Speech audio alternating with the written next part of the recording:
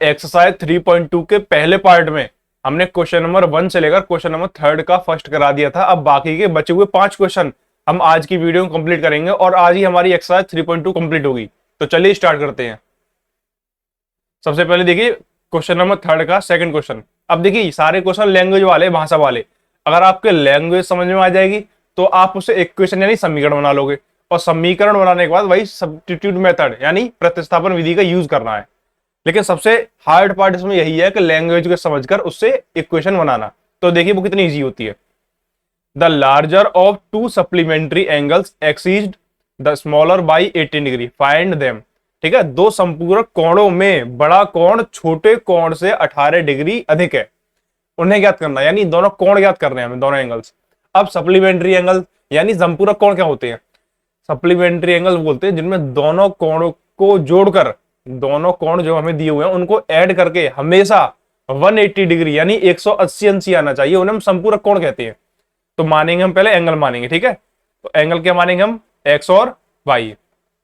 तो let angles X and Y. ठीक है, माना कोण एक्स वाई है। ठीक है, अब क्या करेंगे? अब दोनों कोणों को जोड़कर संपूरक कोण है, सप्लीमेंट्री है, तो इनको जोड़कर कितना आना चाहिए? सबसे पहले इनको जोड़ के आना चाहिए हमारा 180 अंश।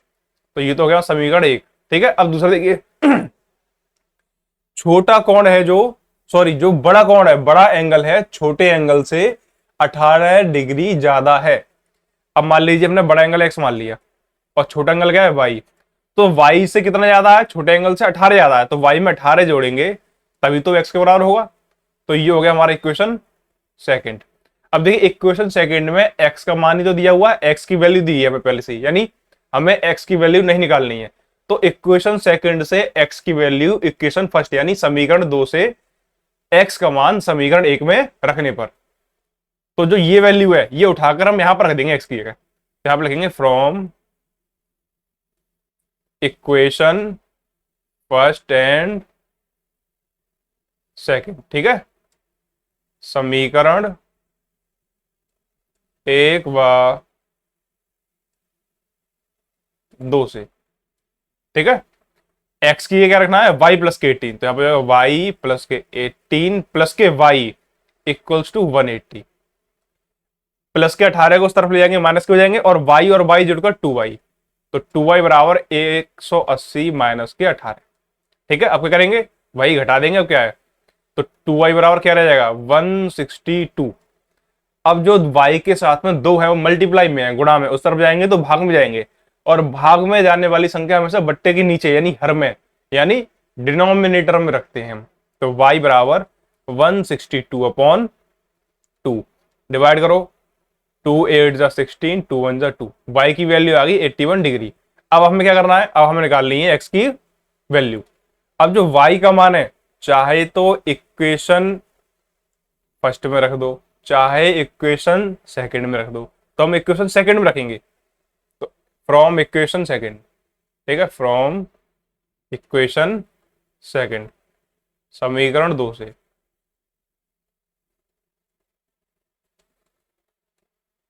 तो x बराबर y की जगह 81 प्लस के 18, x बराबर क्या हो गया?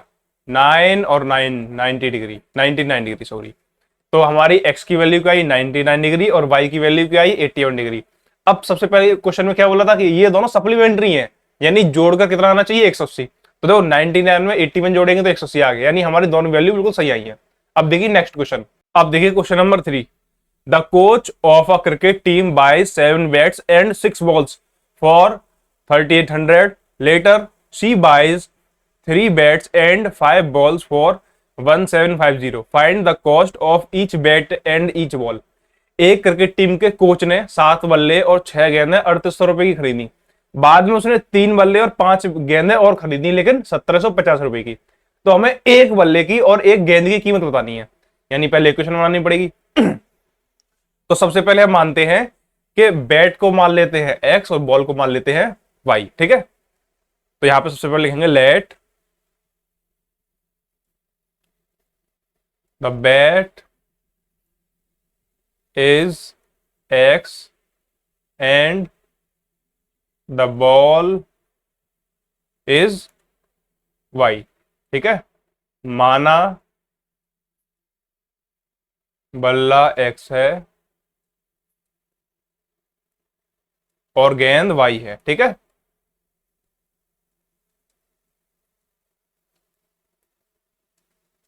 अब क्या करेंगे, पहले कितने बल्ले खरीदे, 7, यानी 7x हो जाएगा। ठीक है, प्लस 6 बॉल खरीदी तो 6 बाई हो जाएगा।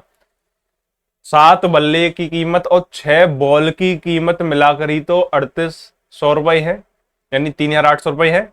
तो दोनों को जोड़ेंगे तो सही, तो 7 बल्ले की कीमत हो गई 7 गुणा 1 बल्ले की कीमत। एक बल्ले को क्या माना हमने, एक्स। 7x प्लस के 6 गेंद, यानी 6 गेंद, एक गेंद की कीमत में 6 गुणा कर देंगे तो 6 गेंद के बराबर हो जाएगा। तो 6y equal to 3800, equation first. और दूसरी इक्वेशन क्या थी, यहीं पर लिख लेते हैं। 3 बल्ले यानी 3x प्लस 5 गेंद यानी 5y बराबर 750, इक्वेशन सेकंड। अब क्या करेंगे, पहली इक्वेशन से x का मान निकालकर सेकंड इक्वेशन में रख देंगे। तो यहीं पर कर देते हैं, 7x बराबर 3800 माइनस के 6y। x का मान निकालेंगे तो 3800 माइनस के 6y, मल्टीप्लाई में जो x के साथ में 7 थे इस तरफ आएंगे, डिवीजन में आएंगे, यानी अपॉन 7, इक्वेशन थर्ड। ठीक है, अब इक्वेशन थर्ड से तो यहां पर लिख देंगे from equation second and third. तो जो x की वैल्यू आई उसको दूसरे समीकरण में रखेंगे। ठीक है, तो यहां पर रखेंगे समीकरण 2 व 3 से। ठीक है, अब इसकी वैल्यू हम सीधे यहां पर रख देते हैं। x की जगह पे आएगा 3 इंटू एक्स की जगह पे 3800 माइनस के 6y अपॉन 7 ब्रैकेट में प्लस के 5y इक्वल टू 750। ठीक है, अब मल्टीप्लाई होगा 3 के अंदर पहले तो 300 300 3 8 24 3 3 9 11 माइनस के 18y अपॉन 7 प्लस के 5y इक्वल्स टू 70 50। ठीक है, अब अपॉन में, अब यहाँ पर फ्रैक्शन बन रही है, भिन्न बन रही है। भिन्न में क्या बताया था कि अगर बट्टे में नंबर, सॉरी डिनोमिनेटर में, यानी हर में एक ही जगह संख्या है और दूसरी है कुछ नहीं है, तो सिंपली इसका यहाँ पर हम मल्टीप्लाई कर देते हैं। ठीक है, और ऊपर की संख्या वैसे ही 11400 माइनस के 18y प्लस के 7 5 35y, इस पूरे के अपॉन में क्या आ जाएगा 7 इक्वल्स टू 70 50। ठीक है, अब इसके आगे सॉल्व करेंगे। अब देखिए 18y माइनस के हैं 35y प्लस के, यानी 35 में से 18 घटाएंगे, प्लस वाली में से माइनस वाली संख्या घटाएंगे। 11400 को वैसे लिख देते हैं और यहां पर रह जाएंगे हमारे कितने y, 570y प्लस के, क्योंकि बड़ी में से छोटी संख्या घटा रहे हैं। बराबर में जो अपॉन में 7 थे वो डिवाइड में थे, उस तरफ जाएंगे मल्टीप्लाई में, यानी 750 मल्टीप्लाई 7। तो उसका मैं सीधे आंसर लिख दे रहा हूं यहाँ पे। ठीक है, जिससे तुम्हारे एक स्टेप कम हो जाएगा और सवाल भी थोड़ा जल्दी हो जाएगा। 700 7 5 35 7 7 49 और 3 52 और 7 1 7 और 2, इतना हो गया। ठीक है, अब जो 11400 प्लस के थे उसको उस तरफ ले जाएंगे तो माइनस के हो जाएंगे। तो 17y इक्वल टू 12250 माइनस के 11400। तो 17y बराबर घटा दो 0 5। अब 122 में से 14 गए 8 बचे। ठीक है, y की वैल्यू निकालेंगे तो 850 अपॉन में जो गुणा में 17 थे उस तरफ भाग में आ जाएंगे, 5 बार घटेगा 0 हो जाएगा। y की वैल्यू आई 50। अब ये y की वैल्यू उठा के हम कहा रखेंगे, इस y की वैल्यू को हम रखेंगे इक्वेशन थर्ड में। ठीक है, तो अब इसकी सवाल में यहां पर कर दे रहा हूं ऊपर के लिए, यहां से from equation third. Equation third क्या थी, x इक्वल्स टू 3800 माइनस के 6y अपॉन 7। ठीक है, यहां पर हमें y की वैल्यू रखनी है, तो 3800 वैसे रहेंगे, माइनस के 6 इंटू वाई की वैल्यू 50, तो 300 आ जाएंगे हमारे, अपॉन में 7, ये x की वैल्यू आ रही है हमारी। तो अब इसे माइनस करो पहले, तो 3500 बचेंगे, अपॉन में 7 बचेंगे, 7 से 5 बार कट गया, एक्स की वैल्यू आई 500। एक्स की वैल्यू हमने क्या मानी थी, एक बैट की कीमत, है ना, तो ये होगी वैल्यू ऑफ ए बैट। और वाई की वैल्यू हमने क्या मानी थी, गेंद की कीमत, तो वैल्यू ऑफ ए बॉल। यही हमारे आंसर निकला है, ठीक है। अब चलिए नेक्स्ट क्वेश्चन पे। अब देखिए जो हमारा नेक्स्ट क्वेश्चन है फोर्थ, इसको आपको थोड़े ध्यान से समझना है, ठीक है, उसके बाद में ही आप इसकी इक्वेशन बना पाओगे। और थोड़ा बड़ा क्वेश्चन नहीं है, बड़ा क्वेश्चन नहीं है, लैंग्वेज थोड़ी बड़ी है, ठीक है। देखिए, the taxi charges in a city consist of a fixed charge together with the charge for the distance covered. For a distance of 10 km, the charge paid is 105, and for a journey of 15 km, the charge paid is 155. What are the fixed charges and the charges per kilometer? ठीक है, how much does a person have to pay for traveling a distance of 25 km? एक नगर में एक taxi में भाड़े के नियत भाड़े के अतिरिक्त चली गई दूरी पर भाड़ा सम्मिलित किया जाता है, ठीक है। एक कोई टैक्सी है, ठीक है, तुमने कोई ऑटो मान लो, कोई टैक्सी मान लो, उस पर एक तो फिक्स चार्ज लगता है और एक चार्ज लगता है पर किलोमीटर के हिसाब से, ठीक है। मान लीजिए कि तुमने 10 किलोमीटर के लिए टैक्सी करी, तो 10 किलोमीटर के फिक्स चार्ज तो हो गए 20 रुपए अलग, ठीक है। और उसके बाद में हर किलोमीटर पे 2 रुपए और लग रहे हैं, तो दोनों को जोड़ेंगे 20 रुपए वो अलग दे दिए, और 10 किलोमीटर के 2 किलोमीटर पर के हिसाब से कितने हो गए, 20 रुपए ये हो गए, यानी टोटल तुम्हें 40 रुपए किराया देना पड़ेगा, ठीक है। दोनों चार्ज मिक्स हैं। तो वो उसमें बोल रहे हैं कि एक आदमी अगर कोई 10 किलोमीटर दूर जा रहा है तो उसे 105 रुपए देने पड़ रहे हैं। अगर वो 10 की जगह 15 किलोमीटर दूर जा रहा है तो उसे 15 किलोमीटर के 155 रुपए देने पड़ रहे हैं।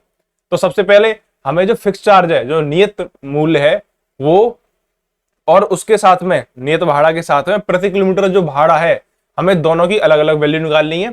फिर हमें ये बताना है कि अगर कोई व्यक्ति 25 किलोमीटर टैक्सी जाता है तो उसे टोटल कितने रुपए देने पड़ेंगे, ये भी हमें बताना है, ठीक है। तो सबसे पहले हम क्या मानेंगे, हम मानेंगे एक्स और वाई, ठीक है। हम मानते हैं लेट फिक्स चार्ज, ठीक है, let fixed charge is x.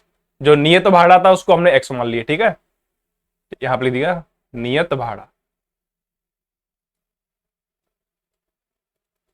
अब हमें क्या मानना है, पर किलोमीटर एंड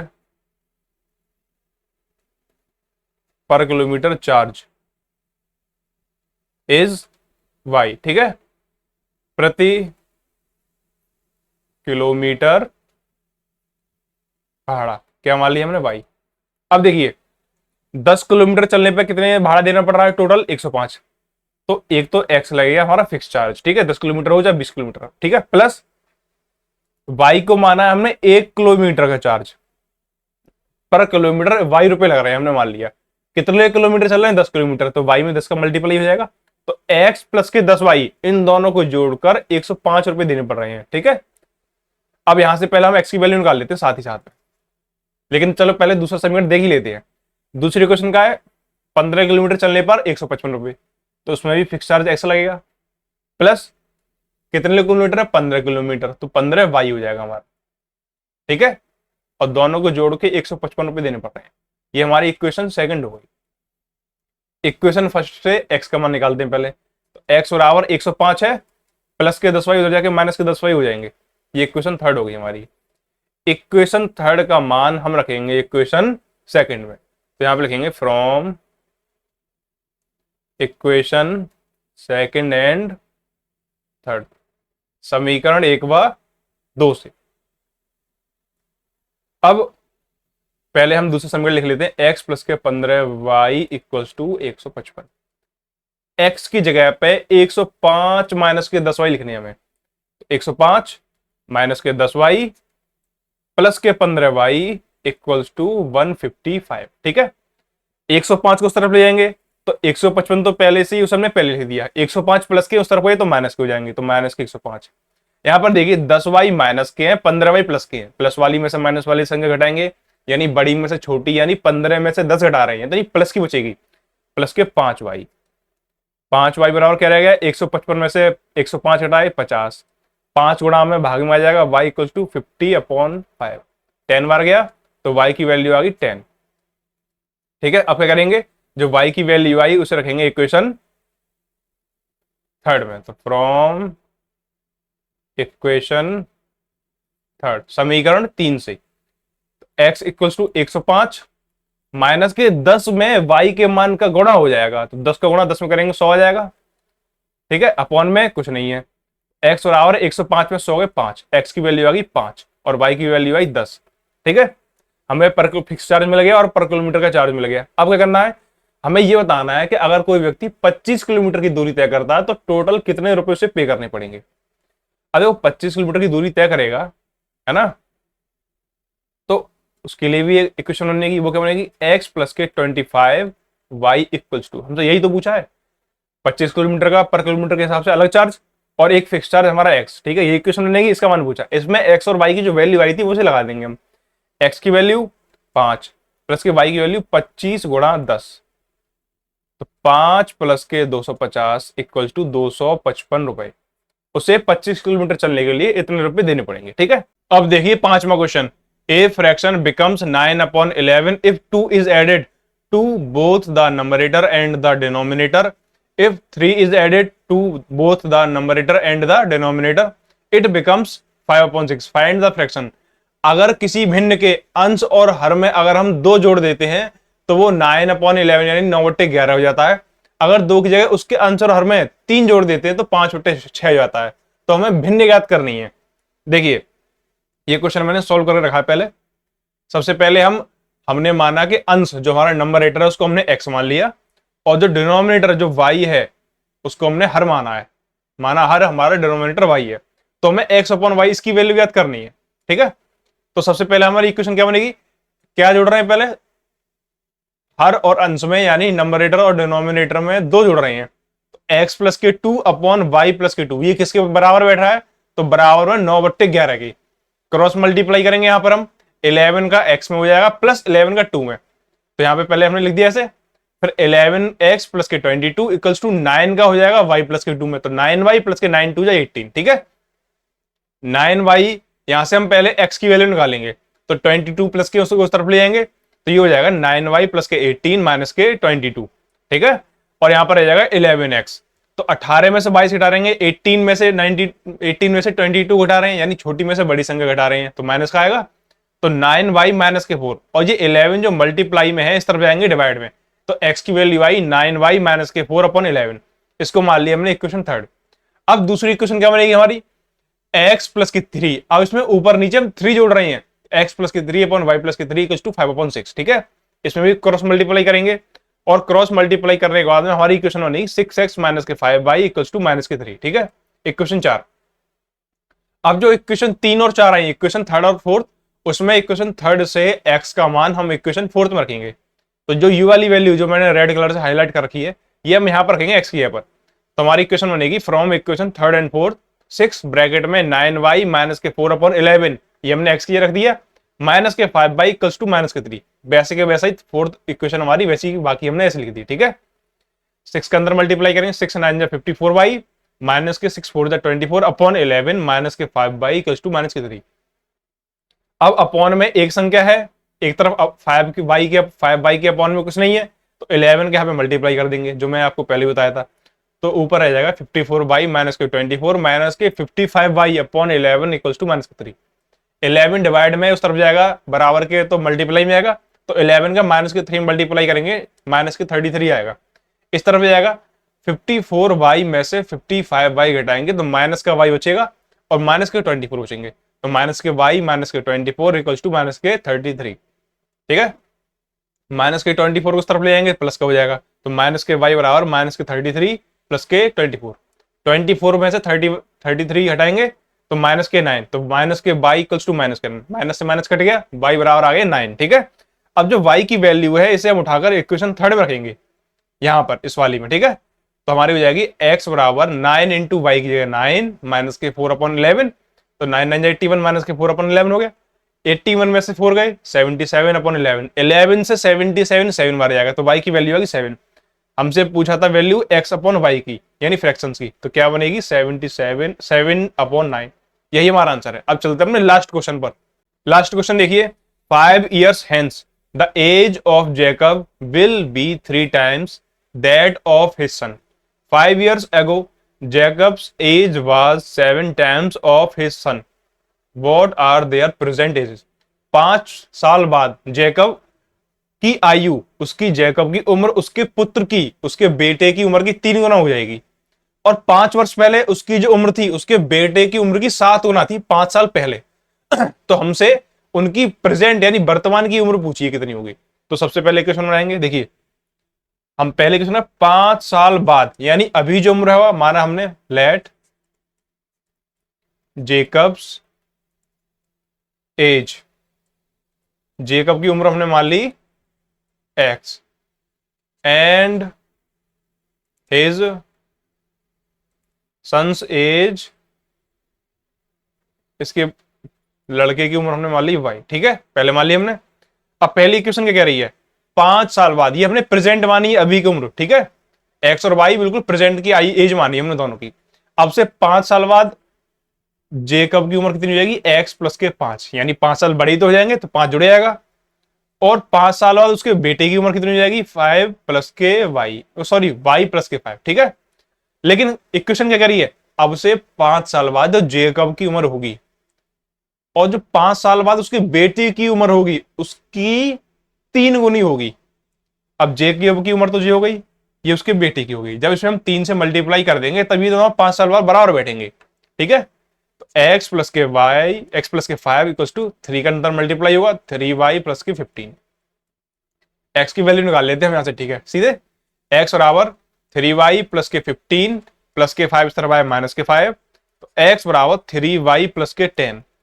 ये हमारी पहली इक्वेशन आ गई। ठीक है, अब दूसरी इक्वेशन क्या कहती है कि अब से कितने साल पहले, अब से 5 साल पहले, अभी जेकब की उम्र कितनी है एक्स, 5 साल पहले यानी 5 कम कर देंगे। ऐसे उसकी बेटे की कितनी होगी, इसमें भी 5 कम कर देंगे। 5 साल पहले जो जेकब की उम्र थी उसके बेटे की उम्र की 7 गुना थी, यानी अब इसमें कितने से मल्टीप्लाई करेंगे, 7 से। तो एक्स माइनस के 5 इक्वल टू 7y माइनस के 35, और x बराबर 7y माइनस के 35 प्लस के 5, माइनस के 5 तरफ जाके प्लस हो जाएंगे। x बराबर 7y माइनस के 30। ठीक है, अब हर बार नहीं बताऊंगा मैं, कई बार बता चुका हूं। इसको मान लिया इक्वेशन सेकंड। हमने दोनों इक्वेशन से x का मान निकाल लिया। ठीक है, चलिए कोई बात नहीं, एक ही बात है। अब हमसे इनकी प्रेजेंट एज पूछी, यानी x और y की वैल्यू निकालनी है। तो x का कोई मान उठा के किसी भी इक्वेशन में रख दो। मान लीजिए हमने इक्वेशन 1 से x का मान उठा के इक्वेशन सेकंड में रख दिया, तो हम लिखेंगे फ्रॉम इक्वेशन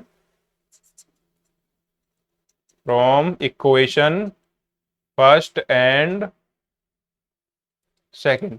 तो जो ये वाली वैल्यू है हम यहां पर रख देंगे। ठीक है, तो ये क्या हो जाएगा, 3y प्लस के 10 इक्वल्स टू 7y माइनस के 30। y एक तरफ, बिना y वाले एक तरफ, तो 3y माइनस के 7y इस तरफ आ जाएगा, माइनस के 30 पहले से ही है, प्लस के 10 उस तरफ गए, माइनस के हो जाएंगे। अब देखिए 3y में से 7y गए, छोटी में से बड़ी संख्या घटा रहे हैं तो माइनस के 4y। इस तरफ दोनों संख्या माइनस की हैं, जब दोनों संख्या माइनस की होती है तो दोनों को जोड़ के उसके आगे माइनस लगा देते हैं। y की वैल्यू निकालनी है माइनस के 40, माइनस के 4 y के साथ में मल्टीप्लाई में उस तरफ जाएंगे डिवाइड में, माइनस के 4 माइनस माइनस करके y का 4 का 40 में 10 बार, तो y की वैल्यू आ गई 10, यानी उसके जेकब के बच्चे की उम्र आ गई। अब ठीक है, अब जेकब की उम्र निकाल ली, यानी x की वैल्यू निकाल ली है। तो x की जो y की वैल्यू थी इसे हम इक्वेशन फर्स्ट में रख देंगे। फ्रॉम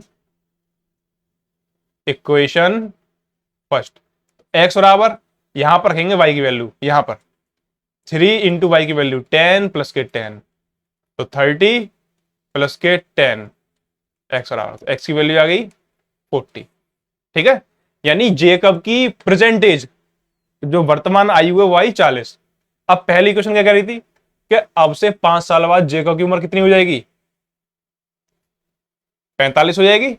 हम अभी इक्वेशन से चेक कर रहे हैं हमारा आंसर ठीक आएगा नहीं, लेकिन 5 साल बाद उसके बेटे की उम्र कितनी हो जाएगी, 15, इसमें 5 जुड़ जाएगा।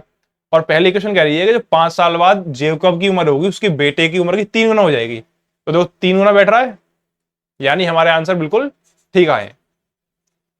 तो देखिए एक्सरसाइज 3.2 यहीं पर खत्म होती है, और आज की वीडियो में इतना ही करेंगे। और इस सैटरडे को हमारा लेक्चर आने वाला है जिसमें हम एलसीएम, एचसीएफ और बोर्ड मास को बिल्कुल बेसिक से समझाएंगे। ठीक है, तो उसके लिए हमारे से जुड़े रहिए, हमारे चैनल को सब्सक्राइब कीजिए और नोट्स के लिए, पीडीएफ के लिए हमारे टेलीग्राम चैनल वेदारे एकेडमी को ज्वाइन कीजिए। उसका लिंक डिस्क्रिप्शन में दे दूंगा, नहीं तो आप टेलीग्राम पर जाकर सर्च कर सकते हैं वेदारे एकेडमी। धन्यवाद, मिलते हैं अगली वीडियो में।